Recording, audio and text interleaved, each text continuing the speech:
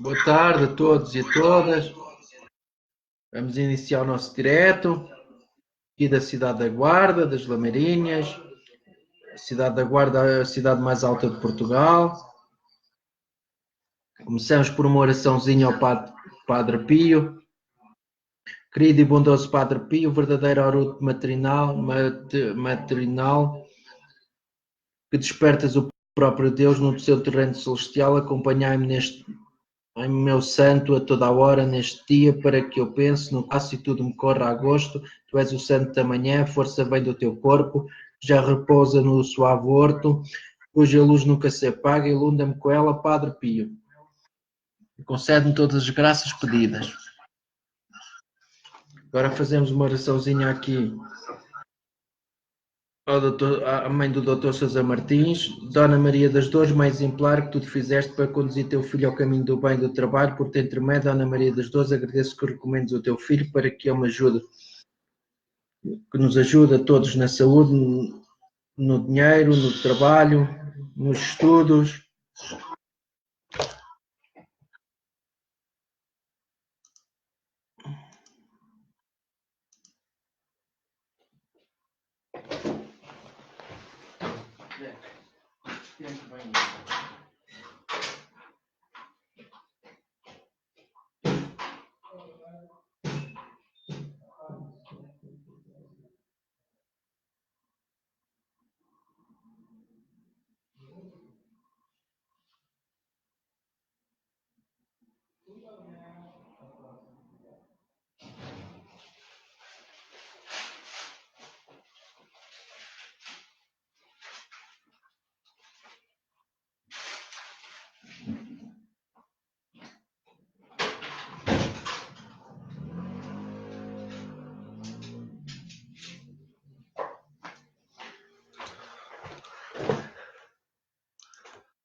Boa tarde, eu peço desculpa, vamos começar novamente, mas foi o carteiro a entregar um livro que eu tinha mandado vir.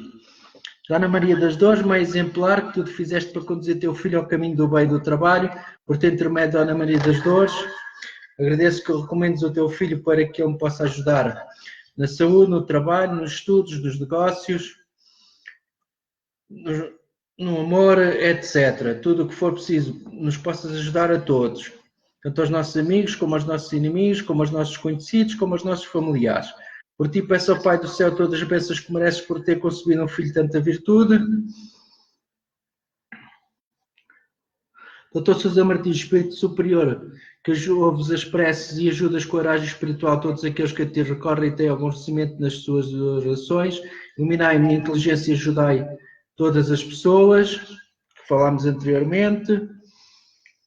Obrigado, Doutor Sousa Martins, Espírito Superior de Luz, que brilhas no meu coração e conforta a minha alma.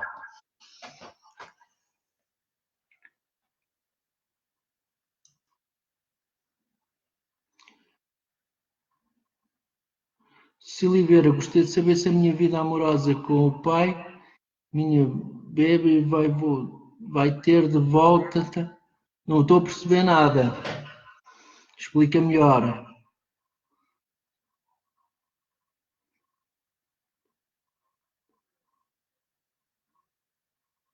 Não percebo, não percebi. Explica melhor.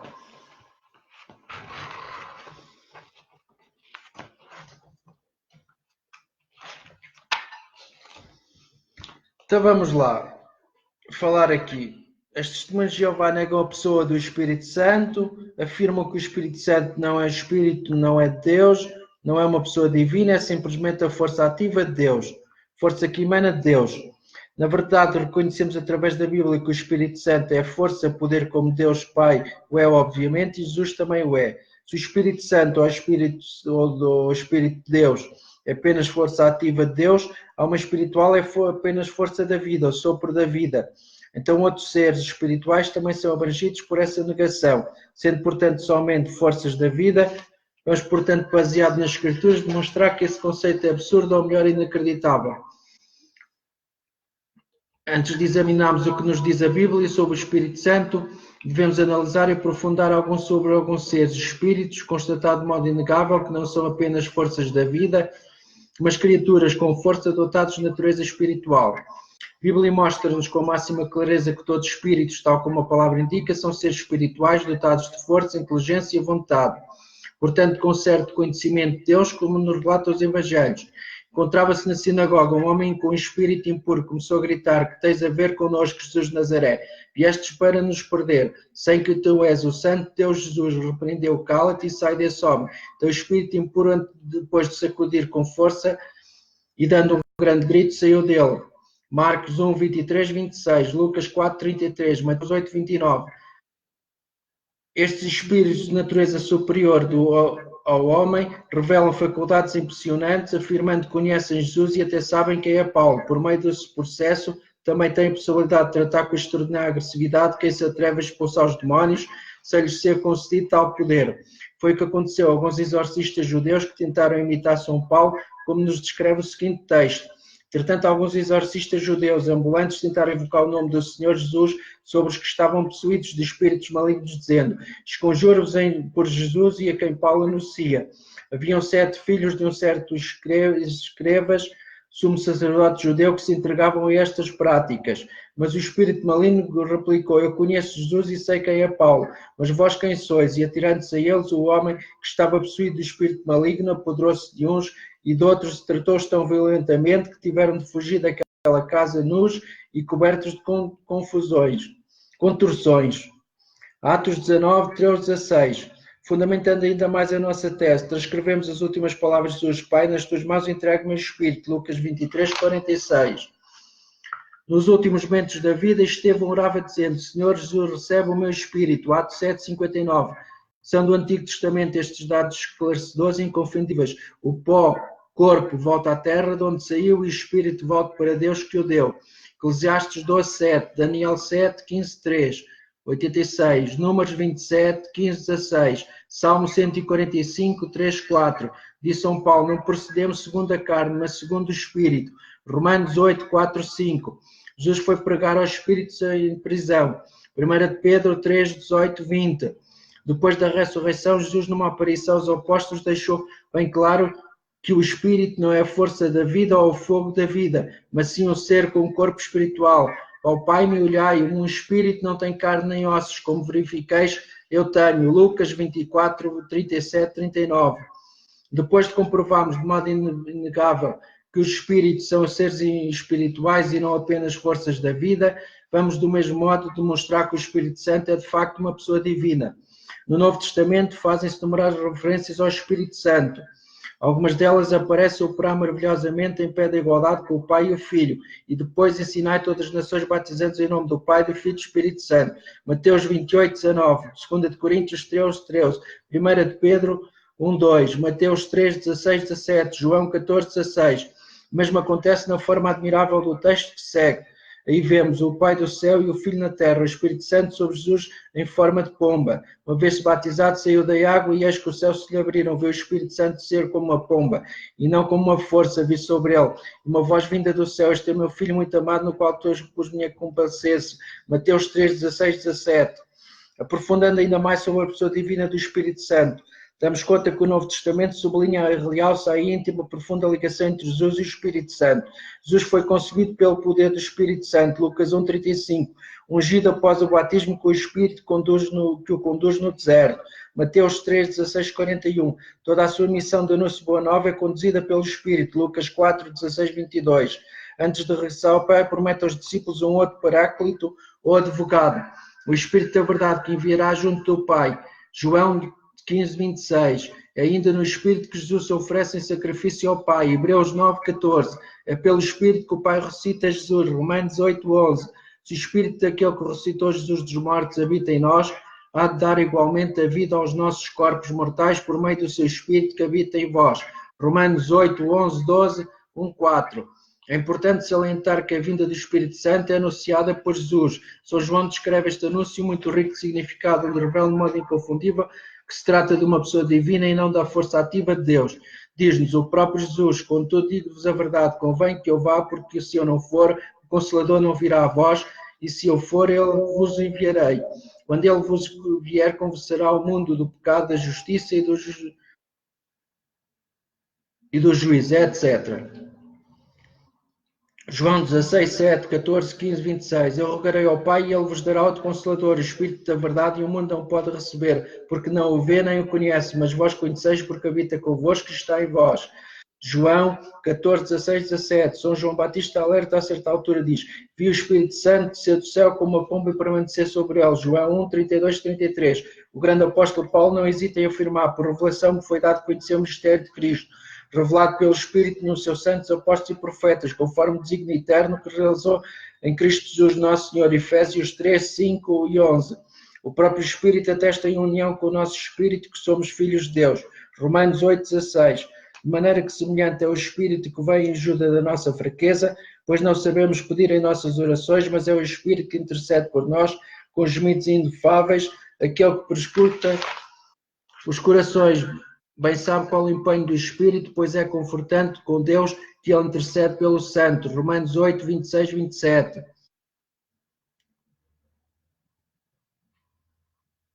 O Espírito dá a palavra de sabedoria e a outra a palavra de ciência, segundo o mesmo Espírito, a outro o discernimento dos Espíritos, e tudo isto, porém, o opera o mesmo Espírito, que distribui a cada um conforme entende. 1 Coríntios 12, 8, 11. Podemos apresentar alguns textos onde não como a força ativa de Deus, mas somente como pessoa tem possibilidade seguinte de ensinar. Lucas 12, 11, 12, João 14, 26, de comunicar e distribuir. Hebreus 2:4, de guiar, ouvir e anunciar. João 14, 13, de socorrer e interceder por nós com gemidos infalíveis. Romanos 8, 26, 27. E vós fizestes-vos nossos imitadores e do Senhor, recebendo a palavra no meio de muitas tribulações, com a alegria do Espírito Santo, que no Tessalonicenses 1:6, de interceder, não entristeças o Espírito Santo de Deus, com o qual fostes selados para o dia da salvação. Efésios 4:30. Não é possível mentir, blasfemar ou falar contra a força de Deus. Isto só é possível contra pessoas.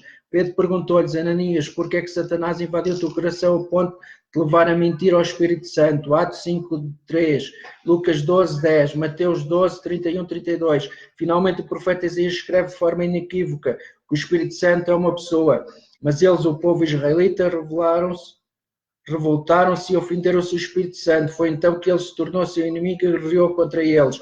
Isaías 63:10. Na verdade, só uma compreensão herética e o Espírito empedernido, Marcos 6:52, e o coração duro, Marcos 3:5, impedem as pessoas de discernir e aceitar revelações divinas tão claras, tão sublimes, quanto a divindade de Jesus e do Espírito Santo.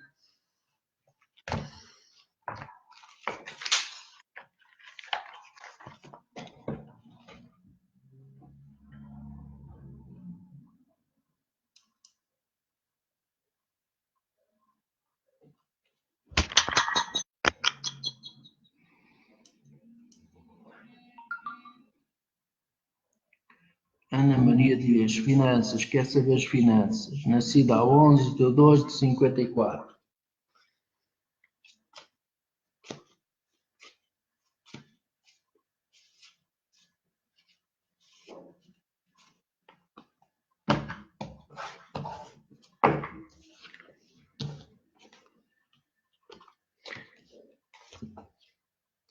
As finanças vão melhorar um pouco, tens de ter fé e confiança em Deus.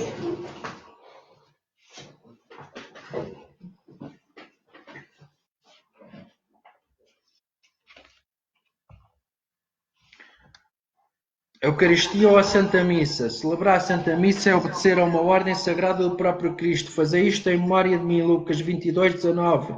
1 Coríntios 11:24, 25. Pré-anunciada no Testamento por Malaquias, um sacrifício e oblação pura. Malaquias 1:10, 12. São Paulo e São Pedro afirmaram: por meio dele ofereçamos continuamente um sacrifício de louvor a Deus, porque são estes os sacrifícios que agradam a Deus. Hebreus 13:15, 16. Oferecer sacrifícios espirituais que são agradáveis a Deus por Jesus Cristo. 1 Pedro 2:5. Atos 2:42 e 46. Salmos 49:23. Presença real de Jesus na Eucaristia. Jesus tomou um pão e abençoou, dizendo: tomai, isto é o meu corpo. Depois tomou o cálice, dizendo: isto é o meu sangue. Marcos 14:22, 24. Lucas 22:14, 20. Este é o pão que desceu do céu, é o pão que hei de dar e a minha carne pela vida do mundo, porque a minha carne é a verdade. Porque a minha carne é em verdade uma bebida e o meu sangue é em verdade uma bebida. João 6, 48, 56. 6, 27, 65. São Paulo, autor inspirado, afirma: quem comer e beber do cálice do Senhor indignamente, sem distinguir o corpo do Senhor, come e bebe a sua própria condenação. 1 Coríntios 11, 24, 29, 10, 16. O batismo é válido e perdoa os pecados, quer seja por imersão ou por expressão. Eu vos aspergi com as águas puras que vos purificarão todos os pecados. Ezequiel 36, 25. O batismo em nome de Jesus Cristo para o perdão dos pecados. Atos 22, 37, 38, 22. 16. João 3, 5. E depois ensinai todas as nações, batizando em nome do Pai, do Filho e do Espírito Santo. Mateus 28, 18, 20. Marcos 16, 15. João 3, 5. Mateus 3, 11. As testemunhas de Jeová alegam que não se deve batizar as crianças, no entanto, os apóstolos batizavam famílias inteiras e não incluíam as crianças. Atos 16, 15, 16, 31, 33, 18, 8, 1 Coríntios 1, 16, batismo uma só vez, Efésios 4, 4, 6. Pronto, por hoje ficamos aqui.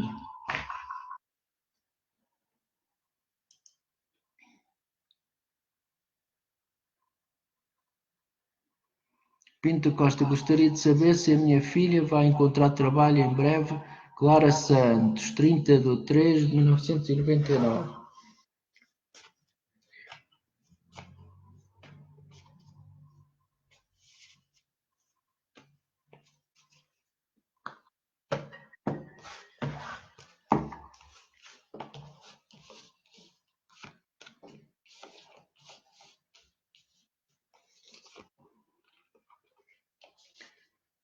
Sim, vai encontrar sim.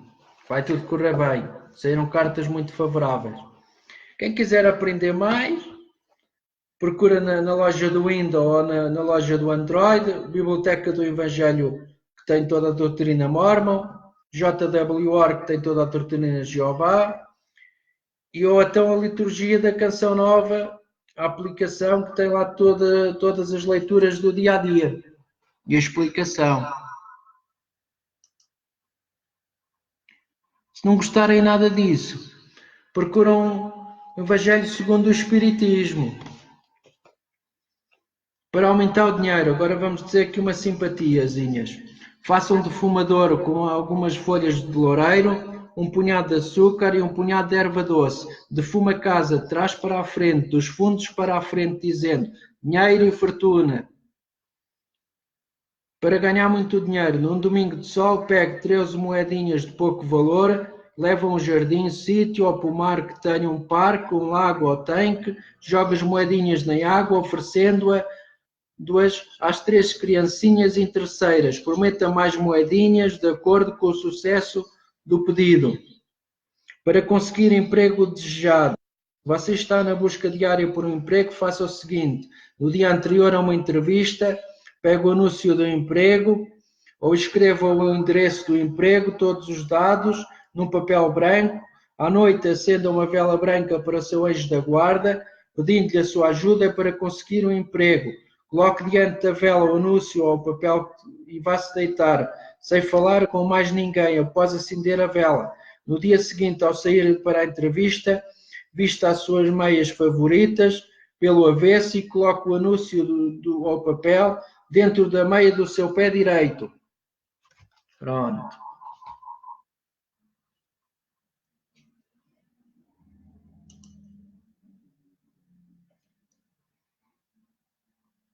Ana Azevedo, finanças vai melhorar? 21/4/56.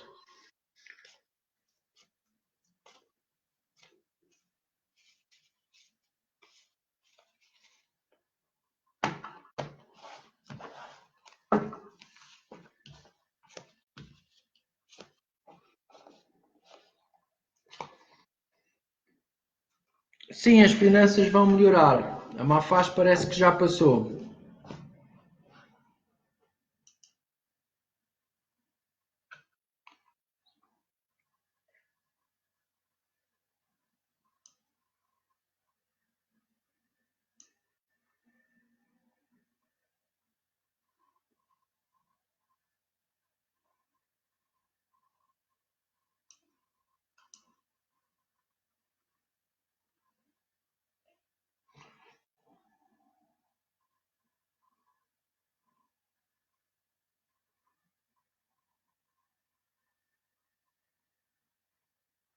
do Souza, nascida a 3/5/66.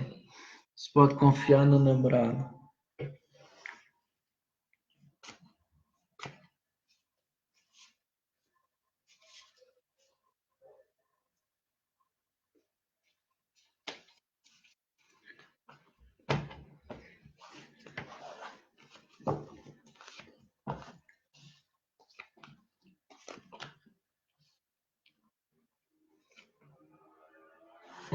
A mim dá-me que ele vai continuar a falar com as outras.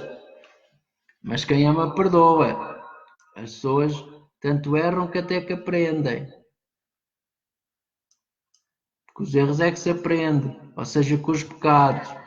Assim é que se edificou a igreja. Os maiores santos, que foram os maiores pecadores, tanto homens como mulheres. E a Bíblia também é clara em muitos exemplos disso.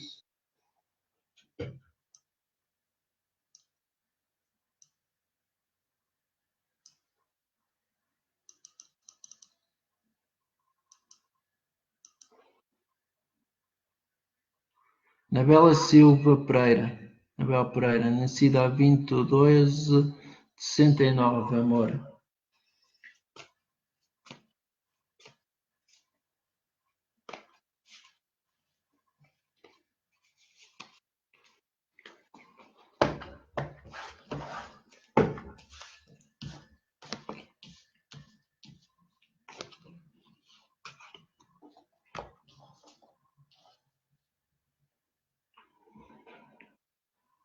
O amor vai correr bem.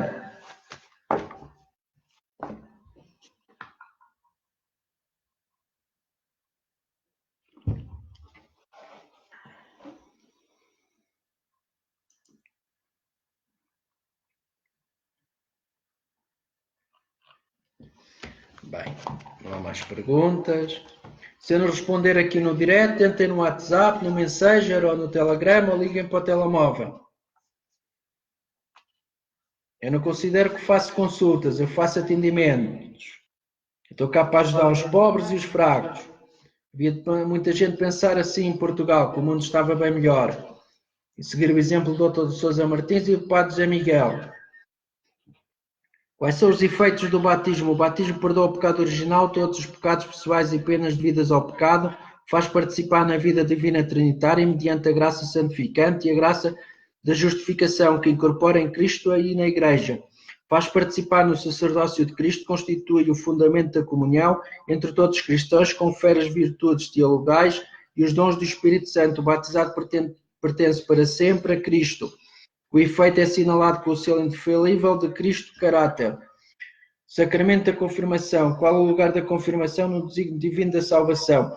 Na antiga aliança, os profetas anunciavam a comunicação do Espírito Santo do Senhor ao Messias, esperando-e a todo o povo messiânico. Toda a vida e missão de Jesus se desenvolve numa total comunhão com o Espírito Santo. Os apóstolos recebem o Espírito Santo no Pentecostes e anunciam as grandes obras de Deus. Atos 2:11. Comunicam aos neófitos, através da imposição de mãos, o dom do Espírito Santo. Ao longo dos séculos, a Igreja continua a viver do Espírito e a comunicá-lo aos seus filhos. Qual o rito essencial da confirmação? O rito essencial da confirmação é a unção com o santo crisma óleo misturado com o bálsamo consagrado pelo bispo, feita com a imposição de mãos por parte do ministro que pronuncia as palavras sacramentais próprias do rito. No Ocidente, tal unção é feita sob a fronte do batizado com as palavras: recebe por este sinal o Espírito Santo, o dom de Deus. Nas igrejas orientais do rito bizantino, a unção faz-se também noutras partes do corpo, com a forma selo do dom do Espírito Santo. Qual o efeito da confirmação? O efeito da confirmação é a infusão especial do Espírito Santo, como no Pentecostes. Tal infusão imprime na alma um caráter indefível e traz consigo um crescimento da graça do batismal e raiza mais profundamente na filiação divina, que une mais firmemente Cristo e a sua Igreja, revigora na alma os dons do Espírito Santo, há uma força especial a testemunhar a fé cristã.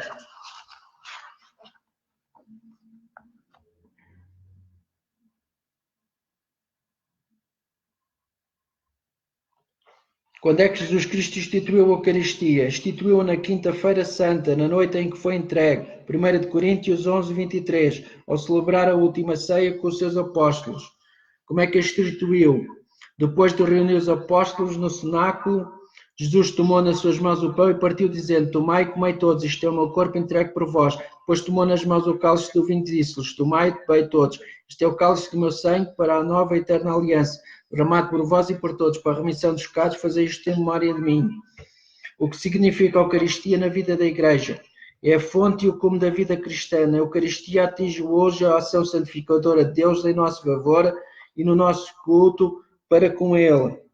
Nela está contido todo o tesouro espiritual da Igreja, o próprio Cristo, nossa Páscoa, a comunhão da vida divina, a unidade do povo de Deus, são significadas e realizadas na Eucaristia. Pela celebração eucarística, unimos-nos desde já à liturgia do céu e antecipamos a vida eterna.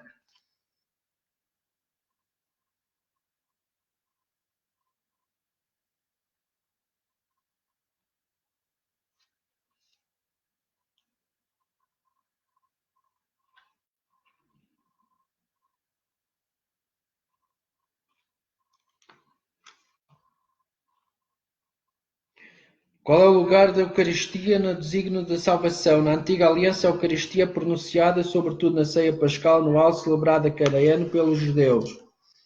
Os pães ázimos para recordar a imprevista e libertadora partida do Egito. Jesus anuncia no seu ensino, institui celebrando com os seus apóstolos a última ceia, durante um banquete pascal. A Igreja, fiel ao mandamento do Senhor, fazei isto em memória de mim, 1 Coríntios 11, 24, sempre celebrou a Eucaristia, sobretudo ao domingo, dia da ressurreição de Jesus.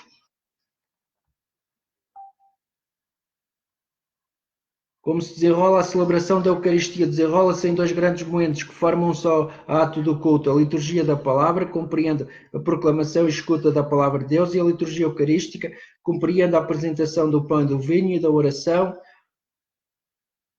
O anáfora contém as palavras da consagração e comunhão.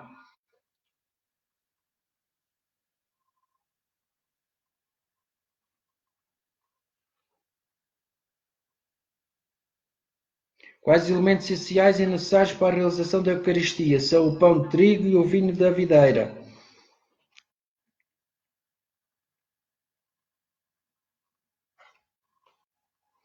Como é que a Eucaristia é um memorial do sacrifício de Cristo? A Eucaristia é um memorial no sentido que se torna presente e atual o sacrifício de Cristo, que ofereceu ao Pai uma vez por todas na cruz em favor da humanidade. O caráter sacrificial da Eucaristia manifesta-se nas próprias palavras da instituição. Isto é o meu corpo que vai ser entregue por vós. Isto é o meu cálice, a nova aliança do meu sangue, vai ser derramado por vós. Lucas 22, 19, 20. O sacrifício da cruz e o sacrifício da Eucaristia são o único sacrifício.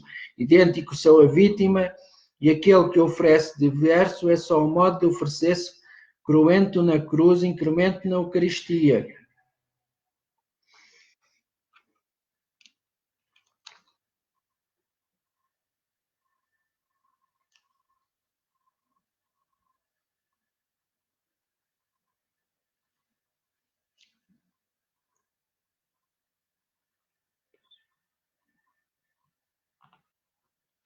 Significa a transubstanciação. Significa a conversão de toda a substância do pão na substância do corpo de Cristo e de toda a substância do vinho na substância do seu sangue.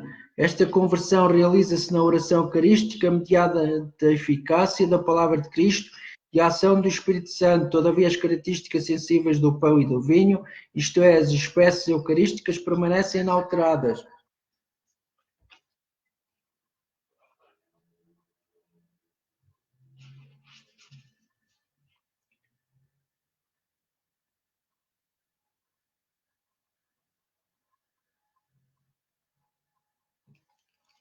Ficamos por aqui.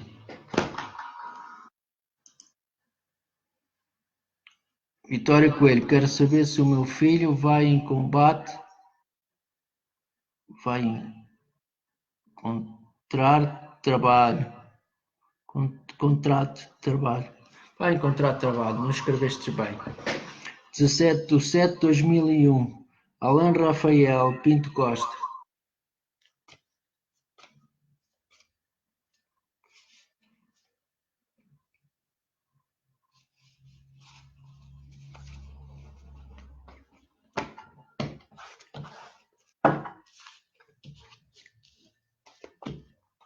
Sim, vai encontrar trabalho, tem fé. Quando queremos uma coisa, devemos pedir a Deus e agradecê-lo, como se já o tivéssemos conseguido, ou que já nos tivesse dado. Isso é que é fé verdadeira. Expiação. Jesus Cristo veio ao mundo para ser crucificado pelo mundo, para tomar sobre si os pecados do mundo e santificar o mundo, purificá-lo toda a iniquidade, para que por intermédio dele nós fôssemos salvos. Doutrina e Convênios 76, 41, 42. O grande sacrifício que fez para pagar por nossos pecados e suportar a morte chama-se expiação. É o acontecimento mais importante que já ocorreu na história da humanidade, porque de acordo com o grande plano de Deus eterno, deverá haver uma expiação, do contrário toda a humanidade inevitavelmente perecerá. Sim, todos estão decaídos e perdidos e hão de perecer, a não ser que seja pela expiação. Alma 34 e 9.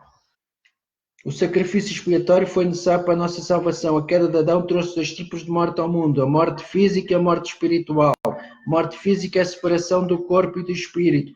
A morte espiritual é ser excluído da presença de Deus.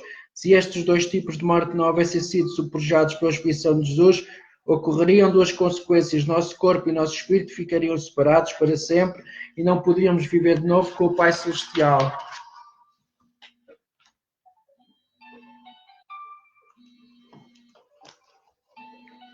Cristo era o único que podia expiar nossos pecados. Existem diversas razões pelas quais Jesus Cristo era o único que podia ser o nosso Salvador, uma vez que é o Pai Celestial o escolheu para tal função. Ele era o unigênito de Deus, por isso tinha poder sobre a morte. Jesus explicou: porque dou a minha vida para vou tornar a tomá-la. Ninguém me tira de mim, mas eu a dou de mim mesmo. Tenho poder para a dar e poder para voltar a tomá-la. João 10, 17, 18. A expiação e a ressurreição de Cristo trazem a ressurreição para todos. No terceiro dia após a crucificação, Cristo tomou novamente o corpo e tornou-se a primeira pessoa a ressuscitar. Quando os seus amigos foram procurá-lo, os anjos que guardavam o túmulo lhe disseram: ele não está aqui porque já ressuscitou, como havia dito Mateus 28, 6. O Espírito havia entrado de novo no corpo para nunca mais se separar dele. Cristo assim supujou a morte física. Devido ao seu sacrifício expiatório, todas as pessoas nascidas na terra ressuscitarão. Ver Coríntios 15, 21, 22. O santo expiatório, o sacrifício expiatório torna possível para os que têm fé em Cristo serem salvos dos seus pecados. O sacrifício expiatório do Salvador torna possível que suportemos a morte espiritual, embora todas as pessoas venham a ressuscitar com um corpo de carne e osso. Somente aqueles que aceitarem o sacrifício expiatório serão salvos da morte espiritual. Nossos pecados são a nossa dívida espiritual. Sem Jesus Cristo, que é o nosso Salvador e Mediador, todos pagaríamos por nossos pecados, sofrendo a morte espiritual. Mas por causa dele, se respeitarmos as suas condições, que são arrependimento e guardar os mandamentos, podemos voltar a viver com o Pai Celestial. Algumas escrituras que mostram isso. Alma 34, 9, 16. O sacrifício expiatório foi necessário, o sacrifício de Deus. Romanos 5, 2, 17. Por um veio a morte e por um a vida.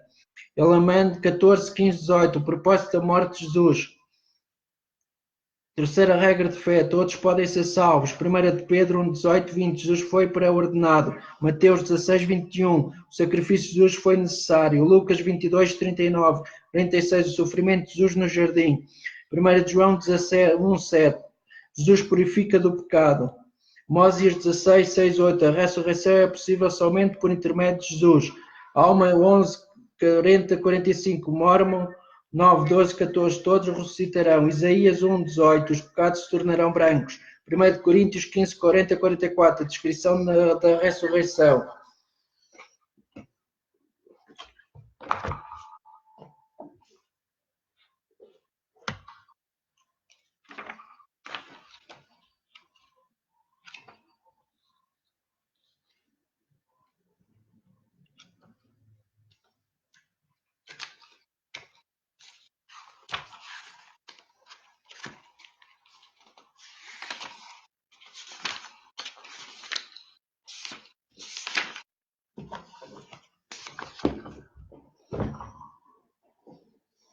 Então ninguém faz perguntas, ninguém quer saber nada. Então continuamos. Também já não falta muito para acabar o direto.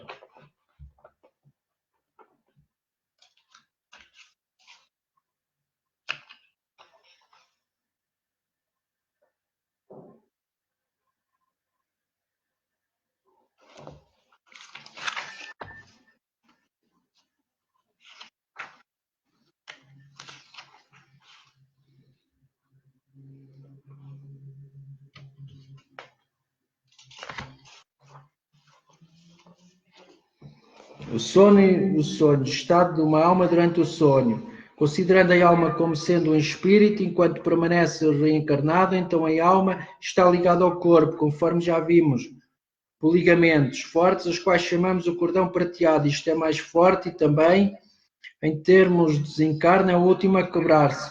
Durante o sono, os espíritos encarnados estão sempre em contato com o mundo dos espíritos, nas faixas inferiores ou iguais, podendo mesmo contactar com os espíritos superiores na sua faixa, o que quer dizer, podendo receber a sua visita.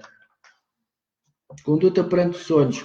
É verdade que não devemos desprezar aquilo que nos é mostrado em sonho. Se é certo que os pesadelos podem ser resultado de experiências passadas ou vivências atuais por falta de vigilância, sentimentos e pensamentos, isto não deve ser motivo senão para nos preocuparmos. Da mesma forma, quando os sonhos nos trazem avisos ou acidentes com familiares ou pessoas conhecidas, não devemos entrar em pânico, nem tampouco ficar perturbados sem saber se contar ou não. Precisamos de orar e aconselhar e de orientar as pessoas, mas não podemos, quando for o caso disso, noticiar desastres, ou acidentes ou doenças, sabendo que tais anúncios irão causar perturbação e que podem vir mesmo a acontecer. Sonhos comuns. Classificação dos sonhos. São os que, quando nos desligamos do corpo, nos vemos envolvidos e dominados por imagens e pensamentos nossos e do mundo exterior, já que vivemos num mundo de ideias em turbilhão. Sonhos reflexivos. Quando nos desdobramos do corpo pelo sono, passamos pela modificação vibratória que vivenciamos e entramos em contato com factos e imagens, ambientes e acontecimentos mais ou menos distantes. Desta experiência reencarnatória ou de outras, verificamos o registro de todos estes factos que estão arquivados no subconsciente na área da organização pré-espiritual. Sonhos espíritas. Sonhos espíritas são aqueles que resultam do convívio quando nos encontramos fora do corpo, pelo desdobramento do sono, com parentes, amigos, instrutores ou mesmo inimigos. O que fazer para ter bons sonhos? A grande mensagem do Espiritismo é que todas as situações, um apelo à modificação interior, à moralização das nossas vidas, ao empenho da caridade fraterna, à reconciliação, ao perdão das ofensas. Isto é o apelo à evangelização das nossas vidas, pondo como condição prévia da nossa atividade o amor a Deus e ao próximo como a nós mesmos.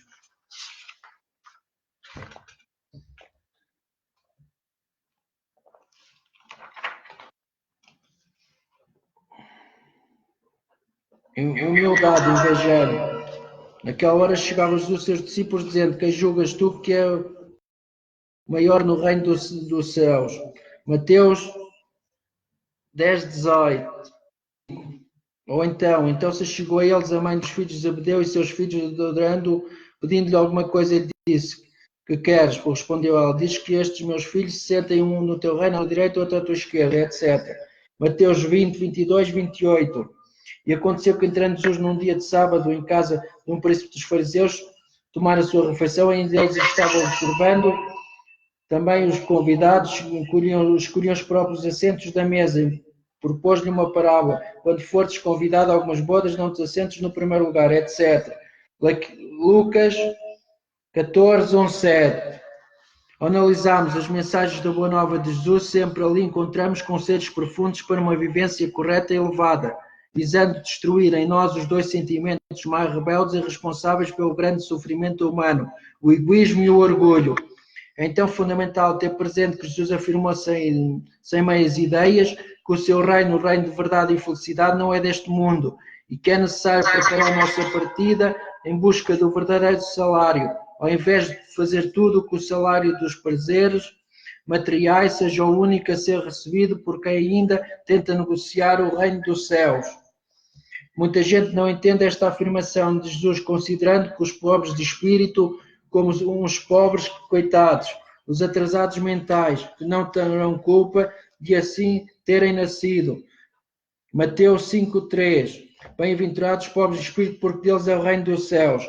Verifiquemos que pobres de espírito pode bem significar que são em espírito simples e humildes, em comparação com os pobres materialmente, enquanto pobres de espírito até pode significar que, no que se refere à influência do espírito, são pobres, isto é, são atrasados, Jesus, ao falar nas bem-aventuranças nos pobres de espírito, queria mesmo referir-se àqueles que se fazem humildes e simples de coração, porque a riqueza do espírito não é da matéria, uma vez que todos sabemos que a riqueza ou a pobreza que conhecemos e de que falamos é material.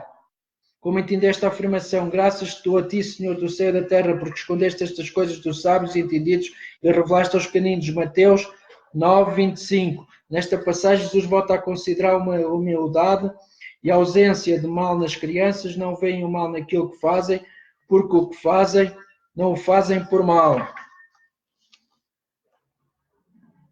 Senhor, eu não sou digno de que entres em minha casa, porém manda-me uma só palavra tua e o meu criado será salvo.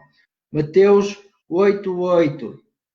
Humildade e fé que aparecem de mãos dadas numa clara afirmação de caminho lado a lado, precisamos de alimentar as duas para que possamos almejar um dia comungarmos na felicidade do reino prometido. Tomai sobre vós o meu jugo e aprendei de mim, que sou manso e humilde de coração, e achareis descanso para as vossas almas, porque o meu jugo é suave e o meu peso é leve. Mateus 9, 28, 29 e 30. Porém, qualquer razoável dicionário nos pode revelar que o jugo também quer dizer domínio. Porém, Jesus foi claro a afirmar que se o ser dominado pela lei do amor, da tolerância, do perdão e da fraternidade é bem mais leve que se compararmos com o domínio do vício, do ódio, do egoísmo, do prazer material das coisas da terra. Foi mesmo mais longe ao afirmar que o peso da cruz que representa esta entrega às coisas do espírito é bem mais leve do que comparado ao peso que representa a prisão dos bens deste mundo. Ficamos por aqui.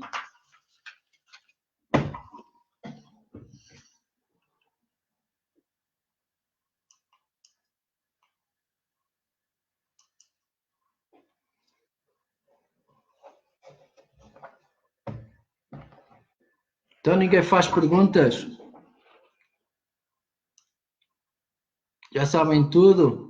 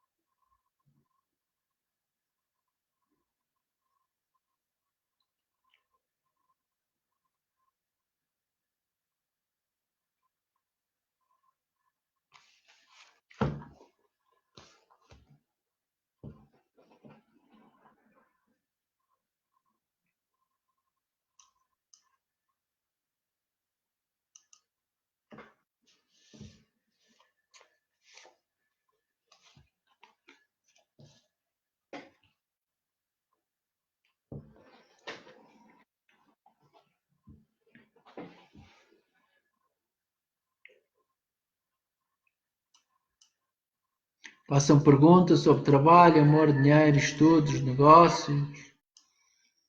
Se eu não responder aqui no direto, tentem no WhatsApp, no Messenger ou no Telegram, que eu respondo a toda a gente. Ou liguem para o telemóvel.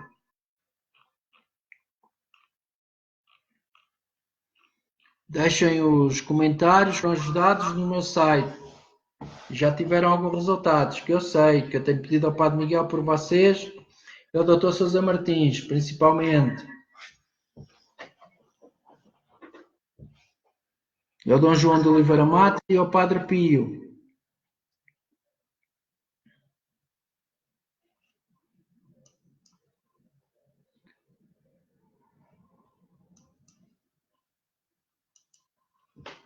Compartilhem nos grupos, nos vossos amigos do Face.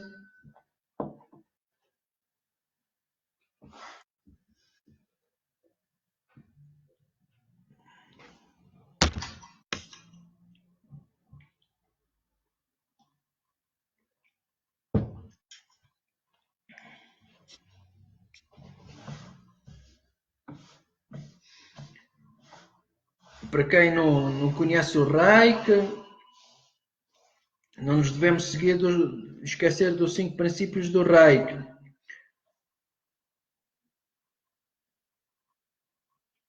Só por hoje não me preocupo, só por hoje não vou julgar ninguém, nem criticar. Vou fazer honestamente o meu trabalho, vou agradecer as múltiplas bênçãos que eu recebo. São 5 princípios do rei, que acho que não me esqueci de nenhum. Vou respeitar os meus semelhantes e tudo o que vive. É a mesma coisa que o princípio do Evangelho. Muita gente maldosa é que diz que o rei que é do diabo, que é de Satanás.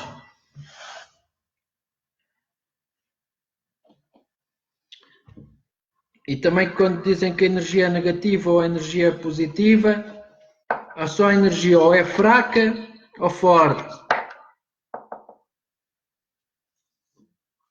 Se estamos fracos e não a recebemos, ficamos doentes. E depois começamos a pensar na nossa cabeça que estamos doentes, a nossa mente começa a libertar substâncias que nos tornam cada vez mais doentes. Se pensamos que estamos bem, positivos, a nossa mente liberta substâncias que nos curam cada vez mais e ficamos melhor de saúde. E com fé em Deus tudo se consegue, não há doenças incuráveis.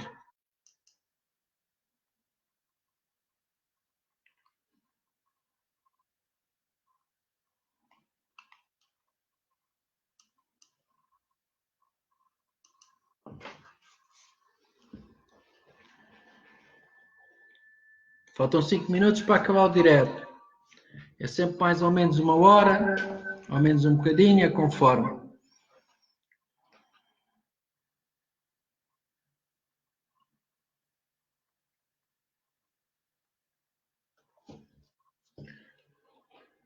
À noite não faço diretos porque tenho andado um pouco cansado da vista. O computador cansa muito a vista.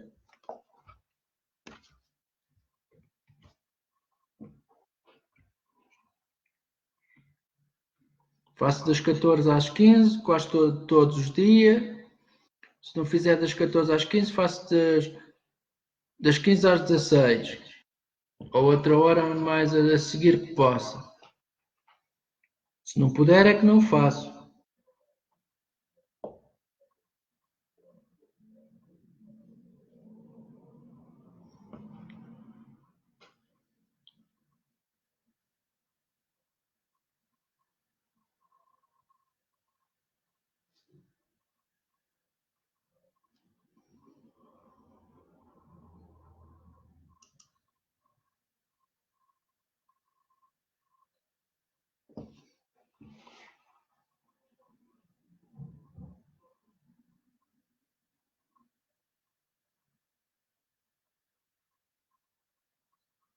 Alexandre Figueiredo. Figueiredo da Silva, nascido a 11/8/80. A cirurgia se vai correr bem.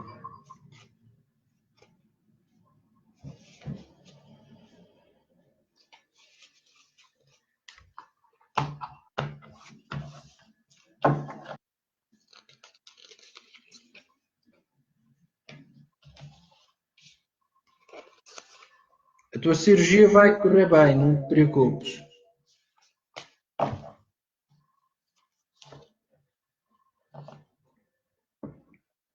Alexandre Figueiredo, está bem?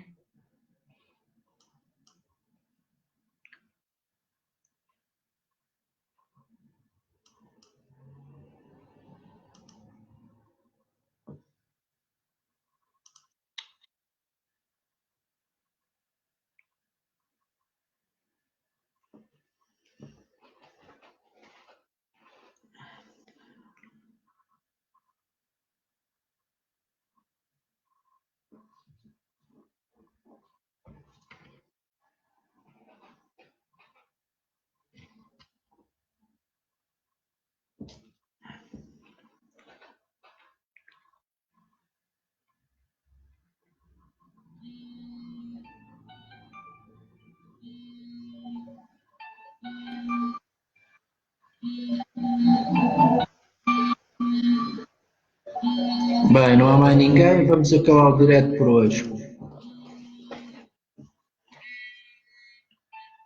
Estou.